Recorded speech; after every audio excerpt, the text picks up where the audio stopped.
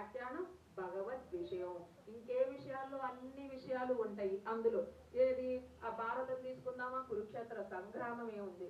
ఈ రామాయణం తీసుకున్నామా, అన్యాయాలు ఉన్నాయి, సీతమ్మ కోసం రావణాసురుడు అవడం, రాముడి కోసం శూర్పణఖ రావడం, రాజకీయాలు ఉన్నాయి, అన్ని ఉన్నాయి. కానీ ఆళ్వార్లు రచించిన దివ్య ప్రబంధాల్లో ఏమీ లేదండి, ఒక్క భగవత్ విషయం మాత్రమే ఉంది. భగవంతుడికి సంబంధించిన విషయాలే, ఇంకా ఏమీ ఉండవు. ఒకళ్ళకే చెప్పాలి, గ్రంథంతో ఉండదు, ఇదంతా ఉంది కదా. అలా కాదు అని చక్కగా ఎవరు ఎప్పుడైనా ఒక ఆచార్యుడు ఎంతమందికైనా బోధ చేయొచ్చు అని చెప్పినప్పుడే కదా వీటిని వైలక్షణ్య వెలిగిపోతూ వచ్చిన జ్ఞాన దీపాల్లాగా ఈ ప్రబంధాల వల్ల ఎంతో మంది ఉజ్జీవించారు కదా.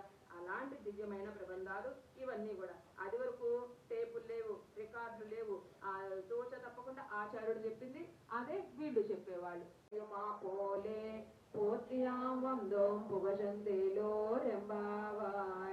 ஆழ்வார் திவ்ய திருவடிகளே சரணம், ஆச்சாரிய திவ்ய திருவடிகளே சரணம். ఓం అస్మద్గురుభ్యో నమః. శ్రీమతే రామానుజాయ నమః. వేంచేస్తున్న భాగవతులందరికీ అనేక దాసోహాలు సమర్పించుకుంటున్నాను. జై